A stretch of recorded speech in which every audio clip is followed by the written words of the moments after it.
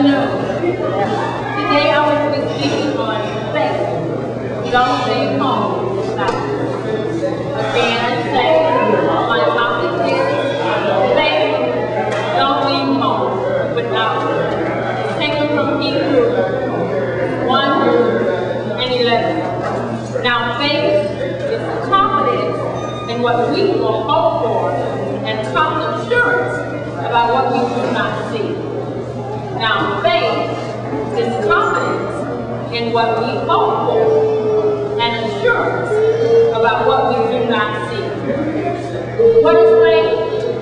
In the Webster's Dictionary, faith is defined as something that is believed, especially strong convictions. In the New Revised Standard Bible, faith is defined as the assurance of things hoped for, the conviction of things not seen.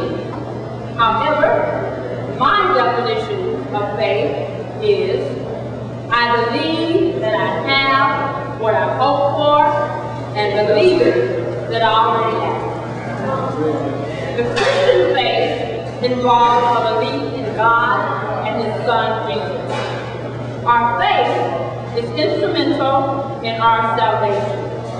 In Hebrews 11:1, it reveals two dimensions of faith.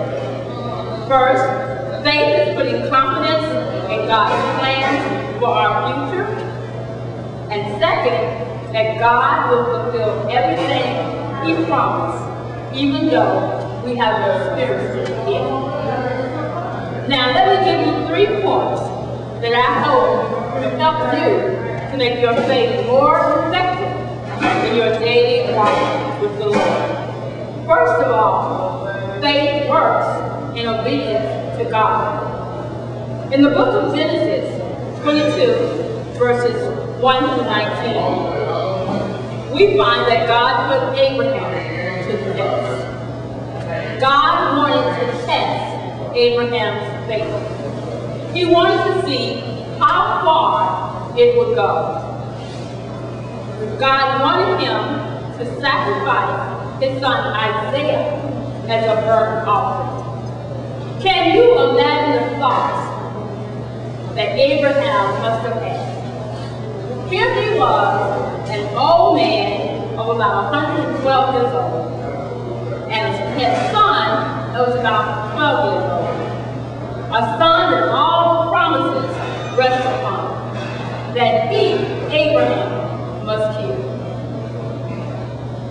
Can you imagine the hurt he must have felt and the dilemma that he was going through? Human sacrifices were customary among some of the Canaanite tribes. Abraham saw people offering up their children to false gods, just to show their faith. Suppose we did that now. If we even thought about killing our children, we would be placed in a mental hospital. And if we carried it out, we would be charged with first-degree murder. As long as Abraham believed that the sacrifice of his own son was right, he was ready to walk even the road of that awful obedience.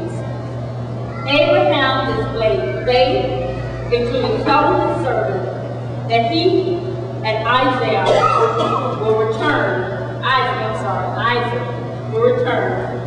the sacrifice was made. He doesn't know the details, but he has seen the happy ending through the eyes of faith. My second point is, faith that cannot be tested cannot be trusted. In Joshua 2, chapters 1 through 14, verses 1 through 14, we find a harlot by the name of Rahab that had a laundry place.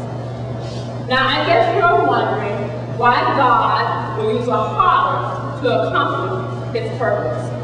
Well, my question to you is, why not?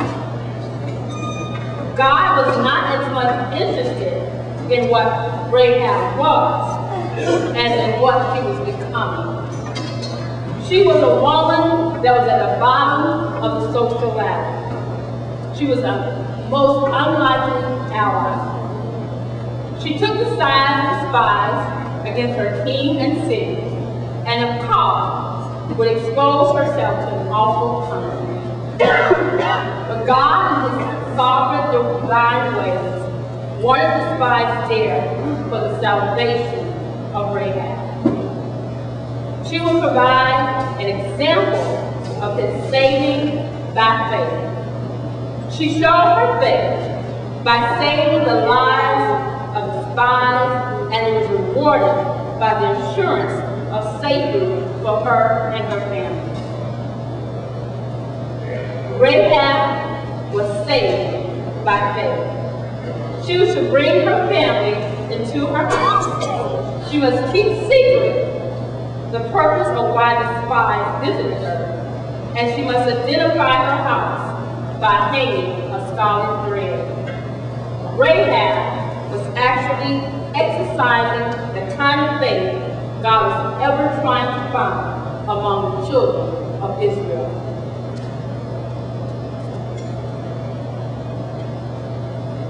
My third point is faith that does not waver or falters. In Job 1, 6-12, we see how one day God was surrounded by his divine counsel, and Satan was there also. God asked Satan, where was he coming from? And Satan replied, I have been to and fro in the earth. Then God asked Satan, have you considered my servant Job? You see, Satan knew that God had placed a hedge of protection around Job, and there was no way that Satan would be able to touch him without the permission of God. God does not abandon Job to Satan, but gives permission for him to test Job's loyalty and devotion. With God's permission, Satan attacked Job's character. You see, Job was a righteous man before God, and he feared God. He turned away from evil. First of all, his ox and his asses were stolen by marauders, and his slaves were killed, except one who came and told Job what happened. Second, all of his sheep and servants were killed by fire from God, which was probably lightning. Again, all but one. Third, all of his camels were taken by marauding nomads. And fourth, all of his children were in the house. They were struck by a great windstorm, which struck the four corners of the house. This was probably a whirlwind or a hurricane which brought forth devastation. The storm was so severe that no one survived, and the house was completely destroyed. Just imagine the anguish that Job went through. Losing one child is bad, but to lose all four of your children had to be devastating. Job had lost all his possessions and children. Satan was certain that he had won, because he thought that surely Job would not remain loyal to God, but he was mistaken. Job went through the normal grieving process.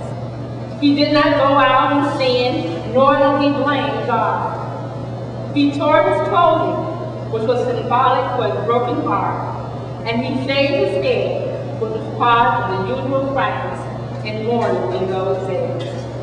But he went a little further. I like this part. He did something that we all should be doing today. Whenever tragedy strikes us, or trouble seems to follow us, he fell down on the ground, prostrate, and worshiped God. He did this to show God his humility and submission. Both God and Satan recognized that Job had passed the test. He remained faithful to God despite all All, even the boys, even the wife, that told him, why don't you curse God? And he said to her, woman, you are foolish. He survived all that. He remained faithful to God, just like all that he had been through. Now, I looked at those three characters from the Bible that have some challenging things and they had to face.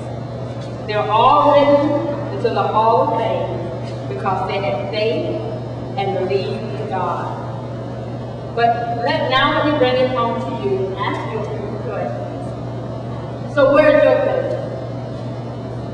Is it left somewhere collecting dust? Are you putting it into activation mode? Do you have faith in man or in God?